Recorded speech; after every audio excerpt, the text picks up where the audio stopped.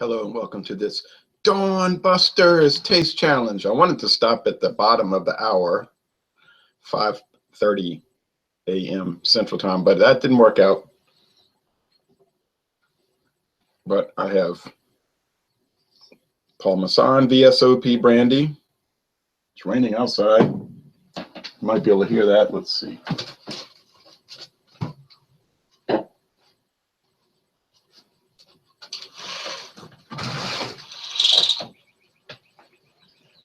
And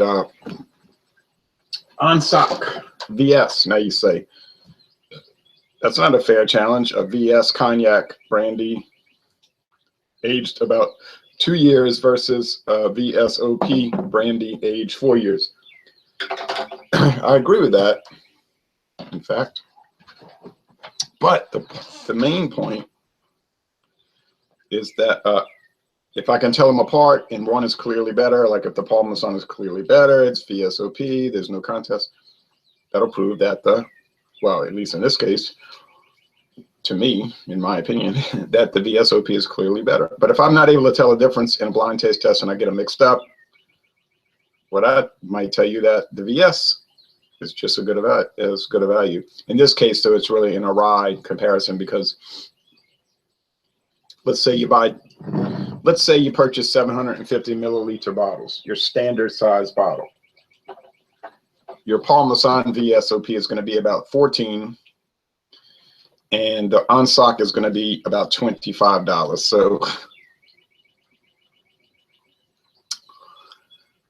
So you're not necessarily gaining any advantage either way, but it's just interesting to.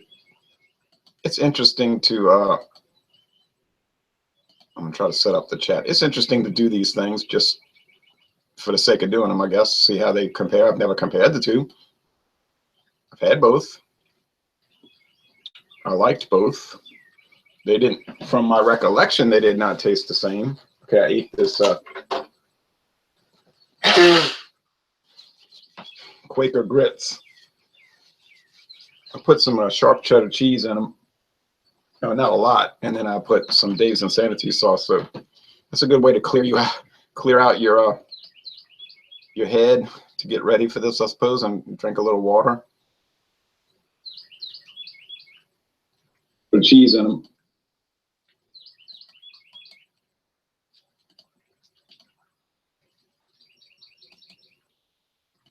Okay, I want to mute those tabs. You'll hear the playback if not. All right, got the sun slowly coming up in the east. Rain. This has been raining for what, a week? Ansac. Produced by Cognac, who has a whole line of cognac brandies of France. This was from 1847, like I said. In the United States, Ansac is interestingly handled by Heaven Hill Distilleries. If you look on their website, it's one of their brands. They don't own it necessarily, they handle it. Similar, in fact, to Masson. Oh, I'm sorry, to Christian Brothers, another one of those Heaven Hill brands. The Christian Brothers, a Catholic order, religious order, used to have their own production facilities for decades and decades, and they made their own sherries and brandy, and but they decided, I think around 1987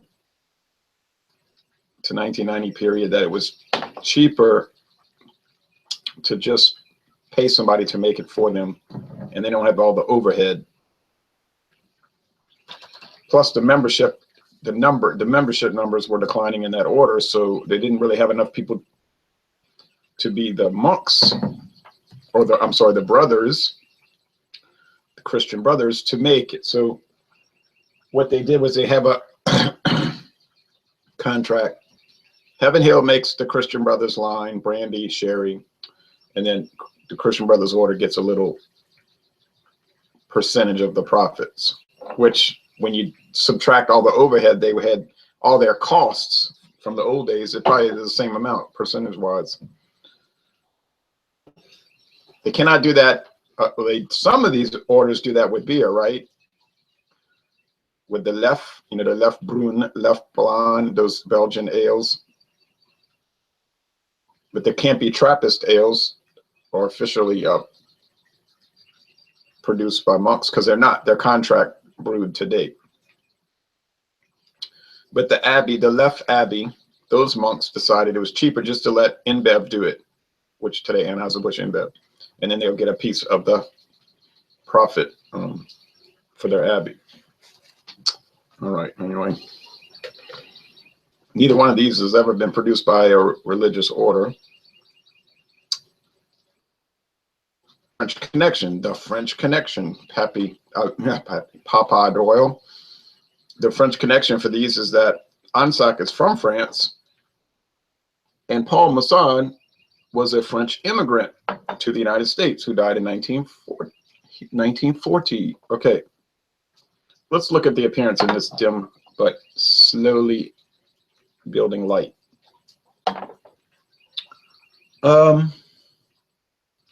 You can see, perhaps not, that the Paul Masson is darker. It's a good deal. It's a good shade darker than the Ansac. The Ansac is more golden. The Paul Masson is more amber.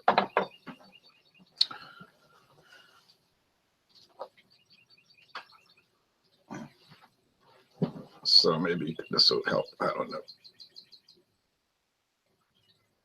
You can see that in the bottle. Both clear glass.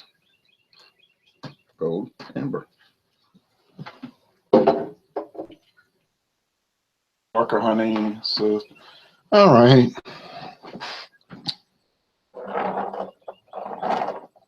Hair keeps falling. My hair keeps falling in my knees. Okay.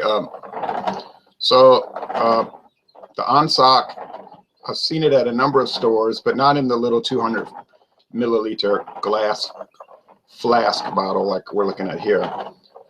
Mostly it's in the 750, and I've noticed the price is consistent, about $24.99 everywhere I've been, 24, 25 bucks. Paul Masson, well, you see that all around, pretty much any store that sells liquor, the VSOP. 750, of course, but then also in the flask sizes, 375, 200, at almost all the convenience stores around here. Go to Exxon, Shell. You know, we don't have liquor stores around here. We have convenience stores, and you're going to see it. When I was on the road trip to Kentucky, well, they have liquor stores.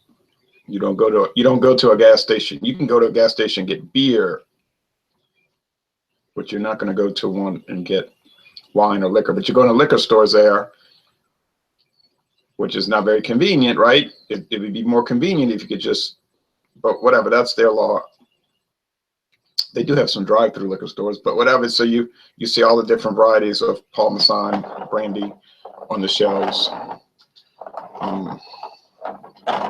And the little 375 and 200 milliliter bottles. Okay, Isaac Rockmore, drinking a Ninkasi ground control myself. Cheers, brother. Well, that sounds good. I've never had it. In my opinion, Cognac is the greater of the three. Of the three what? You mean the greatest? Greater would be up two, right? Two. I don't know if Cognac's better than brandy, to tell you the truth. I know that it's a good marketing thing.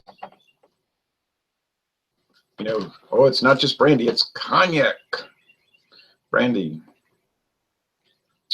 Oh, it's made according to this special pot still process. It's aged in French oak barrels. The American brandy is made in a column still, but of course it's aged in oak barrels too. The Paul Masson is aged 4 years. This one I'm having, this one, not the VS, but this one, 4 years in used bourbon barrels, charred white oak bourbon barrels at Bardstown, Kentucky, at Barton Distillery, because when I was there, they told me that. And the Una Cognac is in a town.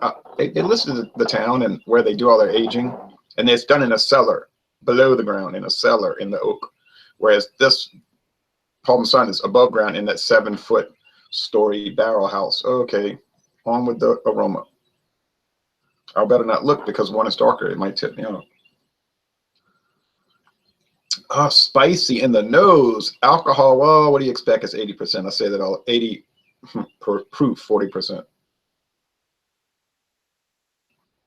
Spicy, sweet. And I said this before, brandy is like grape whiskey. A friend of mine, David, you see him with the big beard doing the hangouts with me. He tried some of this VSOP. He wanted to taste it, being that it was in the bourbon barrels, and he drank some in a glass with the ice cube. And he said, "What? You could just substitute that for bourbon, really." He felt like it was tasted like bourbon. His experience with brandy is very minimal. Like, what, 2 or 3 times in his life? That might have been number 2 or 3. Spicy, sweet, dried fruit, dried flowers. I think that's the Parmesan already. I think, but I don't know. I think, if I recall right, the Ansac has more of a minty aroma, and a little bit of the turned fruit that you get from the French cognacs. They kind of start off, my experience, they start off kind of like, what's this rotten fruit? And then you give them a bit. They start off slow, but then you start tasting them, and they kind of catch up, like that Hennessy Privilege. It started off far behind the Parmesan, but then when I started tasting it and thinking about it, it raced past it. It raced past. Much higher quality. It ought to be. It's twice the price. Yeah. Now this one, if there was any weird turned fruit funkiness, it's gone from both of these. So, just factor that out. There's some spice, but I think there's underlying mint. Dried fruit. You say, are they really different? I would say they're more similar than different. A little more sugary, a little more flowery, wildflowers, and some dried fruit, candied fruit to be used for fruit cake. I don't know. Let's go with the taste.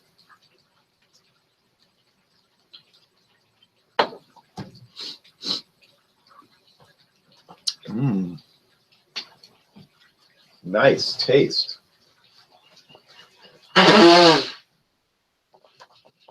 Maybe grits infused with Dave's Insanity sauce was not necessarily the best thing. All right, to prep with.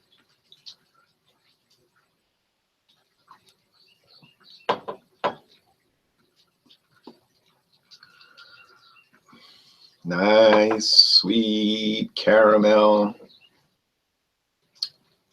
Some people might say, you're just doing this as an excuse to drink. It's all about the drinking, you drunk, you alcoholic bum. I mean, a person could make that contention, and how could I defend it? I'm doing this all the time. So I could say, I could be defensive and say, you're wrong, you're wrong. I mean, I do think you're wrong if you say that. I just do it really for the taste. These hard liquors that I'm trying, they do have complex and interesting flavors, so it's a flavor thing. Now you might say, well, you could get that from non-alcoholic products. That could be true, since I've not tried all products, but I have not encountered that. I do not see that. I don't see that. Something about being the hard liquor, the alcohol, or beer, even in that case, it's got to have that to be have the complexity. I'm no scientist.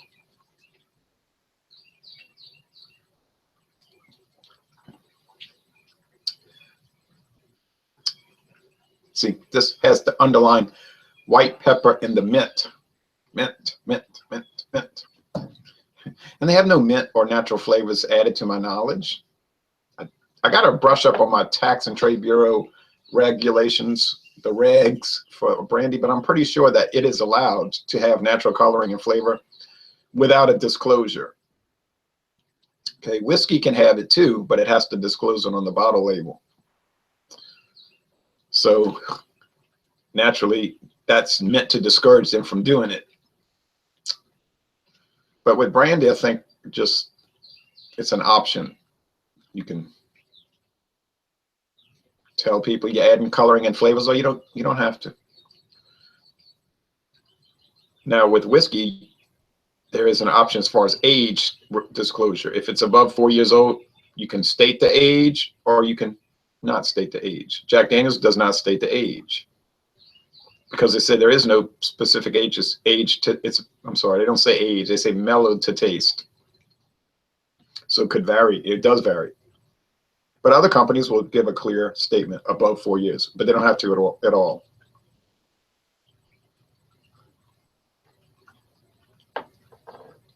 I know one thing about these two: the taste, the flavor of both is really, really good.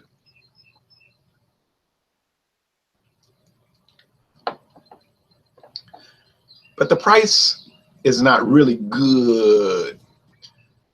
Make me feel good. You see, if I'm drinking two brandies and they're very similar in taste, aroma, and overall quality as I see it, I don't think I'm going to pay $24.99 versus, I want to apologize for the Kansas City Southern Railroad, versus $14. You know, I'm not seeing the benefit of paying $11 more here. All right, so we know that regardless of which is which, and if I can tell them apart, regardless, or as I hear people will say when they walk in the grocery store, regardless, clear value winner. You're getting comparable quality for $7 less per bottle. I mean, yeah, there's no way. But let's see if I can tell them apart.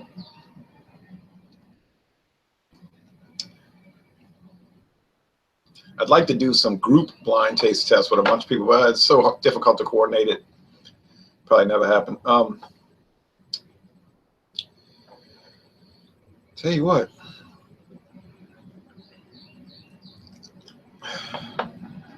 It's a toughie. This is no joke. VS versus VSOP. You know, I really don't care. Now, Ansac VSOP, no. So if the VS can go toe-to-toe with the VSOP from Paul Masson, hey, I bet the Ansac VSOP is dynamite. It's probably $35 a bottle, but hey. And then there's an EXO, which is an extremely fancy bottle. You know, that's probably heading towards $100 a bottle. I get the feeling those EXO cognacs, they can be thousands of dollars. In fact, thousands. Okay, I won't be drinking them, but unless they're donated, but I won't be purchasing them. Okay, I think this is Paul Masson, and I think this is Ansac, but I don't have a lot of confidence in that. I really do not. That should tell you something right there. That'll tell you either that they're very similar in flavor, or that I don't know what I'm doing. You might say, why should people think you know what you're doing? No, because I never made any claim that I knew what I was doing. Okay, no more comments. Sure, that's okay. It's just 6 o'clock in the morning Central Time. What do you think? Okay, so let's see. Got it. You can do it. Yes, I thought this was the Ansac, and I predicted it. Now, see, sometimes when you make predictions, they're correct. Sometimes you make predictions and you're terribly wrong. Like last year, I said the New Orleans Saints would go 10-6, and they went 7-9. Okay.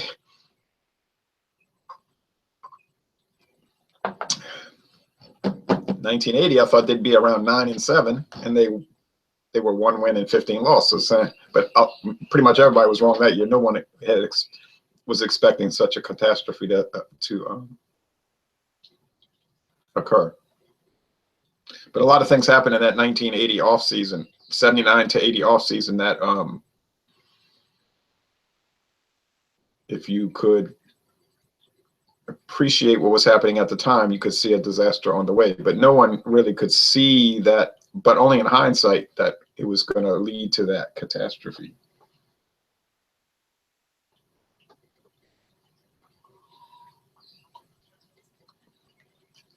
$19.80 Saints. That was a, oh man, all the bumper stickers everywhere from Popeye's Fried Chicken. Get fired up, because they were like the official sponsor of the New Orleans Saints, and that was the 1980 was going to be their first winning season. Let's get fired up. They had one of the top offenses, and hey, sounds familiar, right? One of the top offenses, offensive teams. Well, they could score a lot of points, but yeah, their defense was terrible. I think it was actually worse than 79, but 1980 it just fell apart. What happened? The first game of the year, they went to overtime against the 49ers, and they lost 38-35. I think that's what happened. It was like they were ahead by a lot of points, and then it went to overtime. They lost. And that was one of those Alcoa fantastic finishes where the 49ers came back and beat them. Some guy, Joe Montana, you might have heard of him, quarterback. But and it just kept snowballing. They did win one game. They beat the Jets in Shea Stadium in the snow. And the Jets owner was so enraged, he fired their head coach after the game. Was that guy's name? Walt? I can't remember.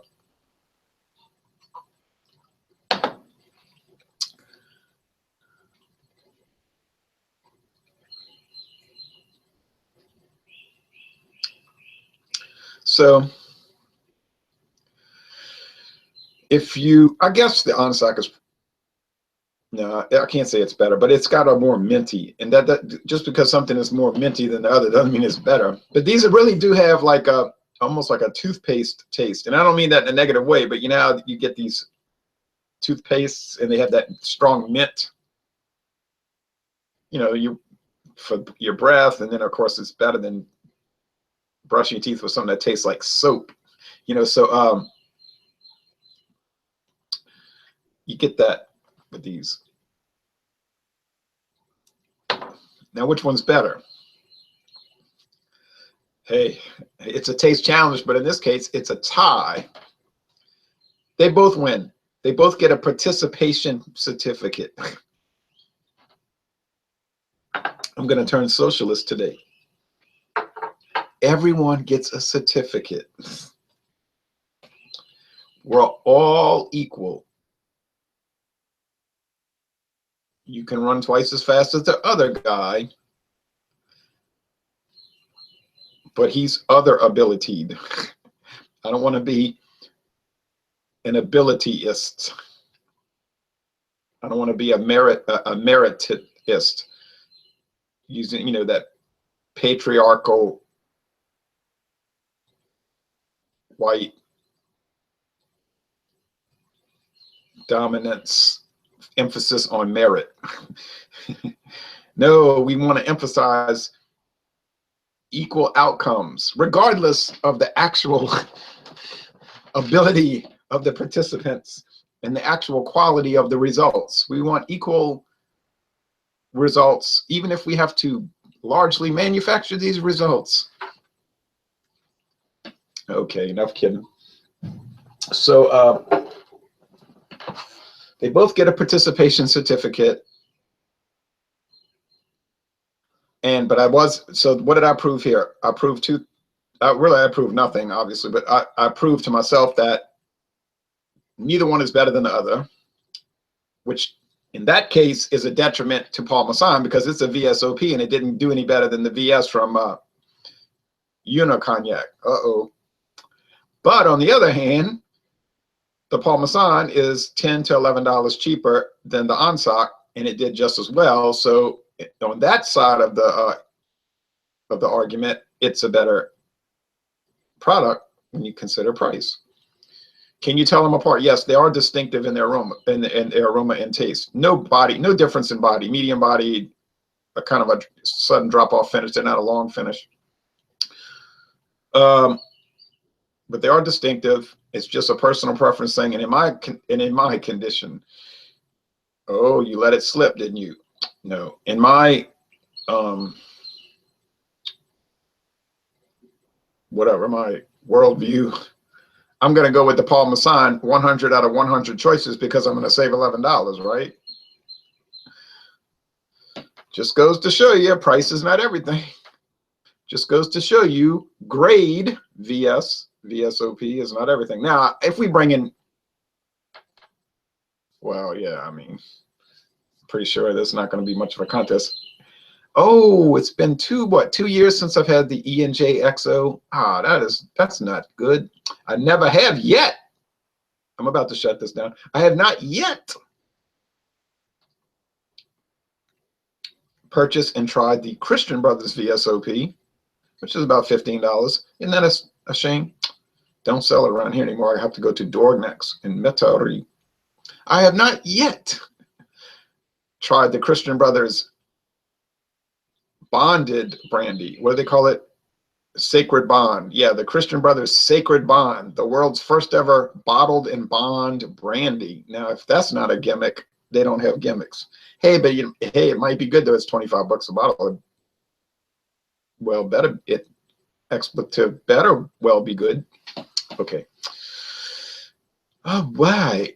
So what's coming up on the next taste challenge? Well, something tells me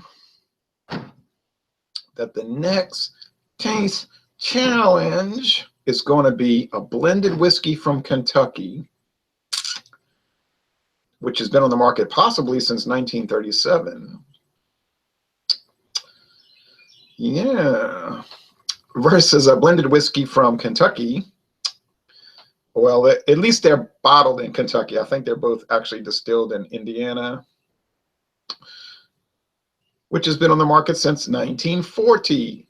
And I'm almost certain that neither one of those coming up retained their original recipe. Because in the last 30 years, everything has been brought down to the 80 proof level. You know, you say, well, American culture has been brought down. That's right. So, and then American hardiness, like people used to want 90 proof, 80 or 90, even 94 proof, 86 proof whiskey. Oh, but not now. Smooth is the key.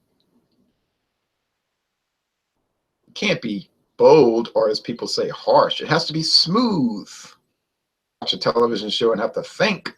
I don't want to drink a whiskey and have to think. I want it to be smooth. So we're going to see that everything's smooth. Everything's 80 proof now. Oh my goodness. All right. So 6:09 a.m. Central Time, signing off for this Dawn Busters. And there's Dawn. No Tony Orlando, but there's Dawn. And I appreciate you watching this video production. Now I've got to get to the beer. We have a lot of beer to cover today. Yes.